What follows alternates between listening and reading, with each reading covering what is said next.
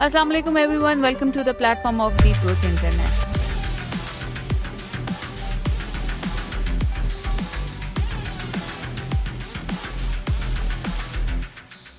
आज हम कुरान पाक के अंदर मौजूद एक ऐसे किस्से का जिक्र करने जा रहे हैं जो आपको हैरान कर देगा, जहाँ पे हाथियों की फौज को चिड़ियों ने शिकस्त दी थी। जी, हम बात कर रहे हैं सूरह अल-फील की।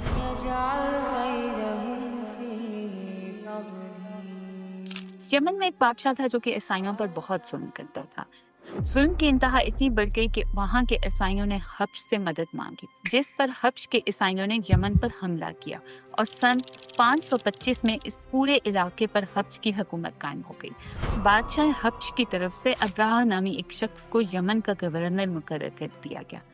अब्राहा के बारे में जानना बहुत ज़रूरी है। अब्राहा पहले एक ताजिर का गुलाम हुआ करता था, लेकिन उसके अंदर इतना टैलेंट था, इतनी चालाकी और इतनी होशियारी थी कि वो करते करते यमन का गवर्नर बन गया, और यमन का गवर्नर बनने के बाद वो यमन का बादशाह बन गया। अब्राहा जब बादशाह बना तो उसका बस ना चला कि वो क्या करे। उसने सोचा कि ईसाईयत को पूरी दुनिया पर फैल जाना चाहिए, लेकिन इसके साथ साथ उसे अरब में मौजूद बैतुल्लाह से भी बहुत मसला था।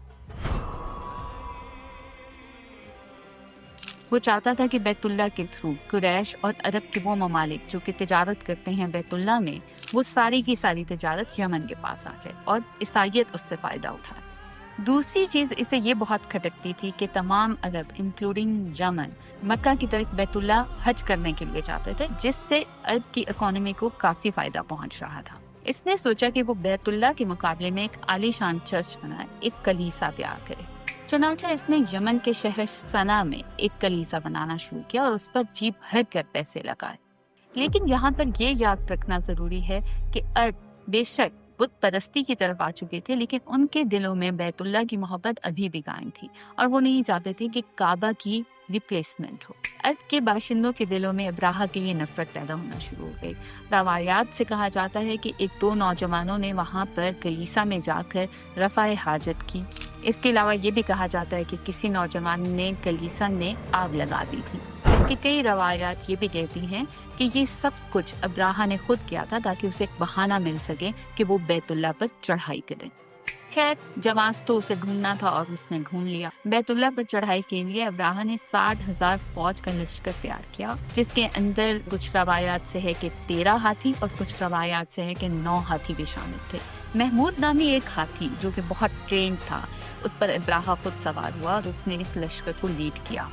बैतुल्लाह की तरफ बढ़ते हुए ये एक मकाम पर रुक गए और इन्होंने अपना पहला हमला कुरैश पर किया। कहा जाता है कि उस हमले में इन्होंने बहुत से मवेशी और ऊंट वगैरह लूटे।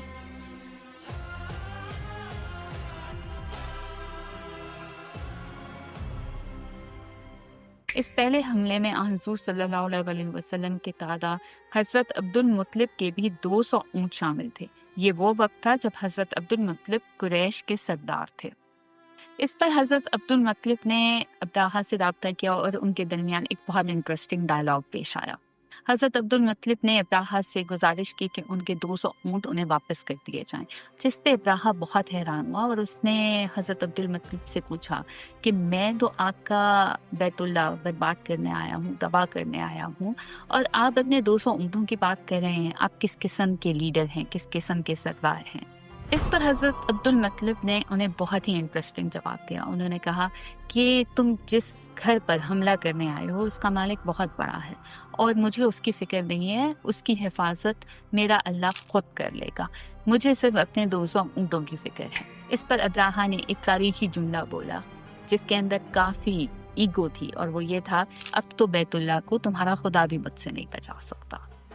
हजरत अब्दुल मुत्तलिब वापस आए और उन्होंने काबा के दरवाजे का कुंडा पकड़कर खूब रो रो कर दुआ की। इस दुआ के बाद कहा जाता है कि हजरत अब्दुल मुत्तलिब ने कुरैश वालों को कहा कि वो पहाड़ों में दूर कहीं बना ले लें, क्योंकि उन्हें यकीन था कि या तो अब्राहा बहुत बुरी तरह से हमला करेगा और उसके हमले के پیش نظر اللہ تعالیٰ کہیں غیب سے مدد کریں گے، اور ایسا ہی ہوا۔ جب ابراہا نے بیت اللہ پر حملہ کرنے کا فیصلہ لیا اور وہ جب تھوڑا سا آگے بڑھا تو ایک مقام پر آ کر اس کا ہاتھی محمود، جو کہ بہت ٹرینڈ تھا، بیٹھ گیا۔ اب محمود ہاتھی کے ساتھ کچھ بھی کر لیں، ہاتھی والے آئے، انہوں نے اسے اٹھانے کی کوشش کی، اس پر تیر برسائے گئے، لیکن محمود ہاتھی تھا کہ جو اپنی جگہ سے ہل کے نہیں دیتا تھا۔ اب یہ سارا معاملہ چل رہا تھا کہ لشکر نے دیکھا کہ دور سے پرندوں کے غولوں کے غول نظر آ رہے ہیں۔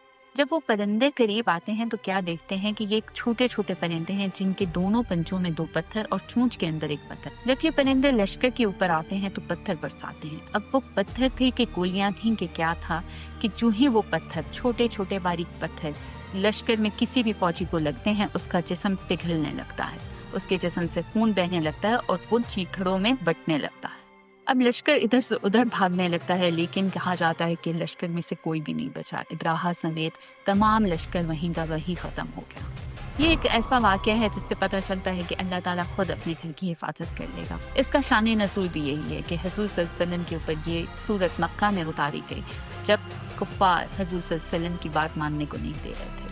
یہ ایک ایسا واقعہ تھا جس نے قریش کے دلوں کو ہلا دیا تھا، اور کئی سال کہا جاتا ہے کہ قریش نے اللہ کے سوا کسی اور کا نام نہیں لیا تھا۔ تو اس صورت کو اہل عرب پر مکہ میں حضور صلی اللہ علیہ وسلم پر اتارنے کا مقصد بھی یہی تھا، وہ سال یاد کرانا جب ابراہا نے ان پر حملہ کیا تھا اور کس طرح اللہ تعالیٰ نے ان کی مدد کی تھی۔